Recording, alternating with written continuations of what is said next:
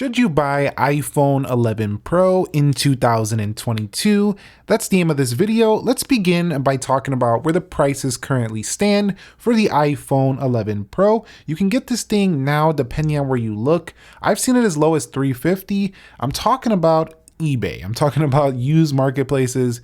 People are getting rid of them. Sometimes I use Swappa, but they can go all the way up to $700 if you're looking for a higher storage. And at that level, we already know newer iPhones cost that. So I'm going to say if you're even looking at these, you should definitely be finding them under at least 500, under 500, because then it's around the price of the 11 that Apple currently sells at Apple. So let's get that price structure out of the way real quick. This thing came out way back in 2019.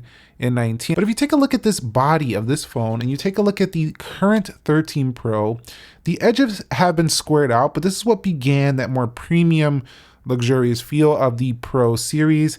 And now we have the Sierra Blue.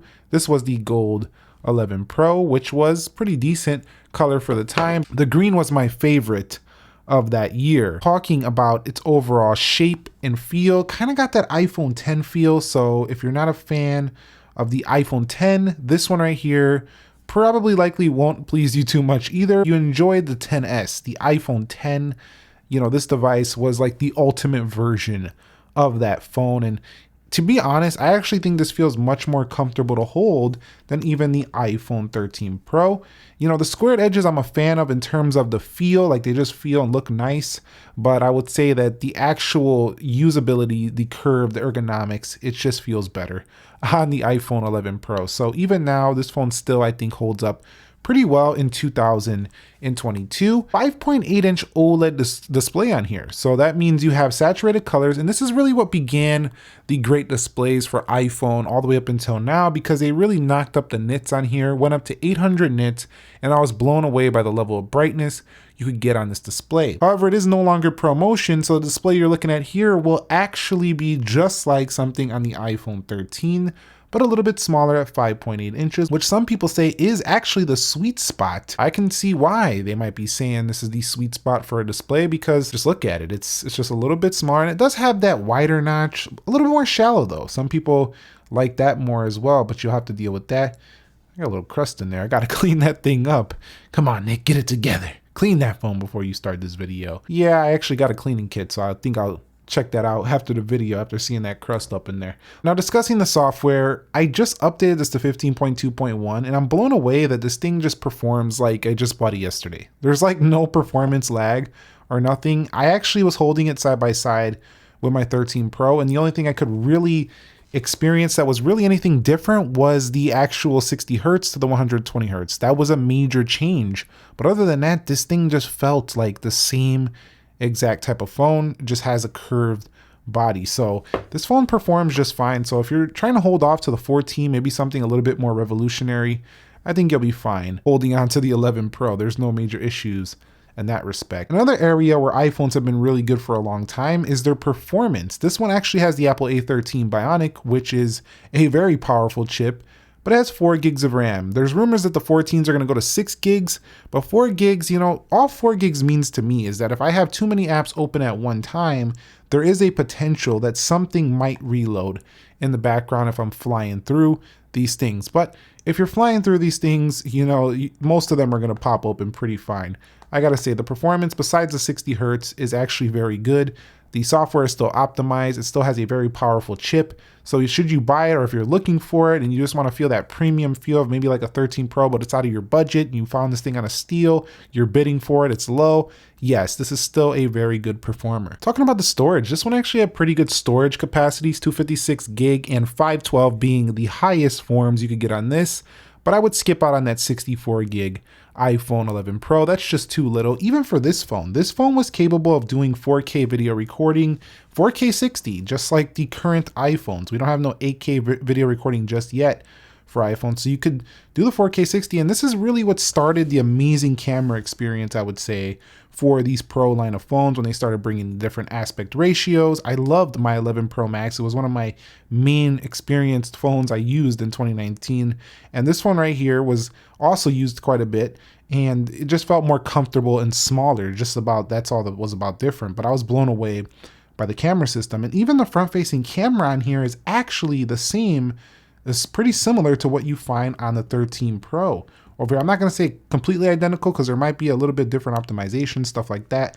But I got to tell you, man, the front-facing camera on here is just boss. You know why? I'll tell you why. Let me go ahead and go back to video. 4K 60.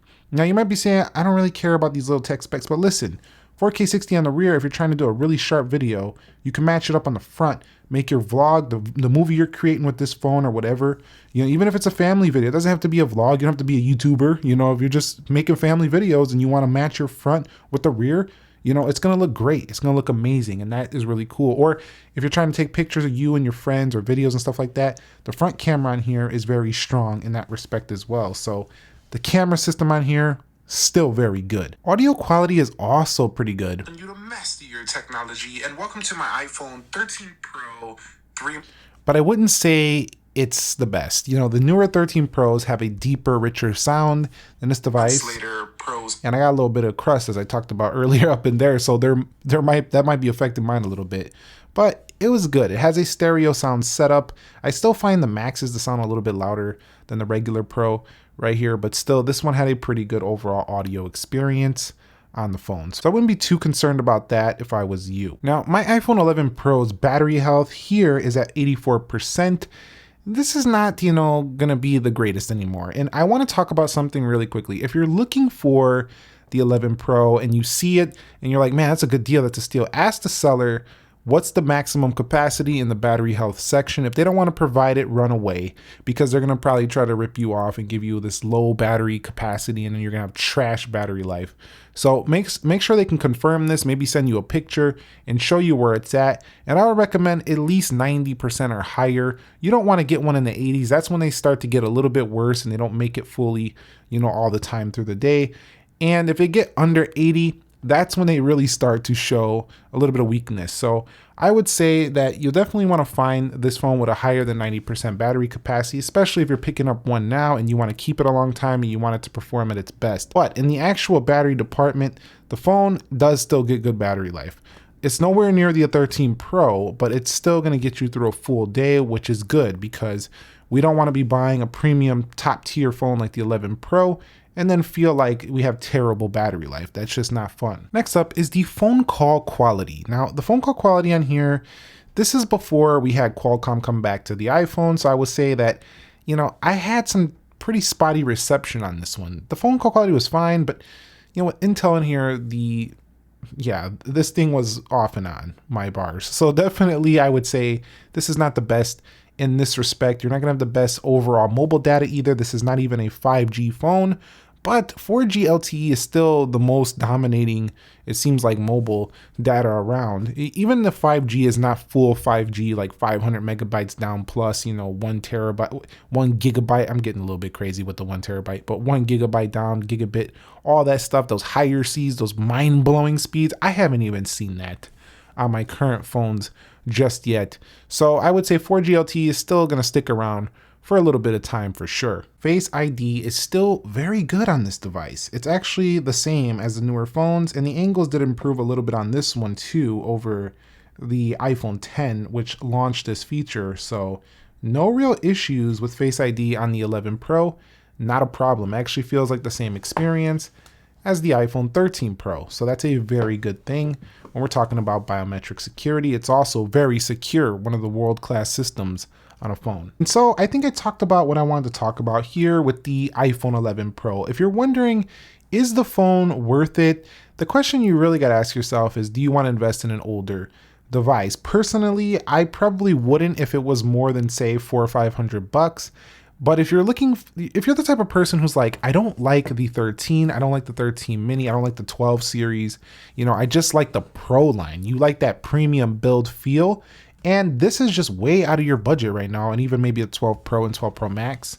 Take a look at the 11 Pro. They're not too far off in the experience. You'll still feel like you got something very gorgeous and premium, and this will still be updated for a couple years. It still performs well, and the cameras are still solid. So if you want that luxe feel, but you don't want to pay those luxe prices, try to find this one on a bargain. I think it's a solid steal. And don't listen to all the people commenting, oh no, you can get a much better Android phone for cheaper. You got to realize something. People that are looking for iPhones don't want Android phones. They want iPhones. So if you're looking for a steal of a premium device, this is a decent pickup.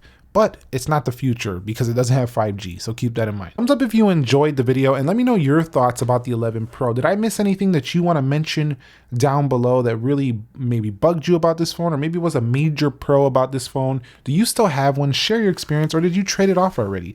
Let us know what you thought about it, because believe it or not, people still scoop out these old iPhones, even though they're not brand new. It's just like used cars. People go pick them up. So let me know your thoughts down below. Subscribe if you haven't already. I'll catch you on the next one. Nick here, and peace.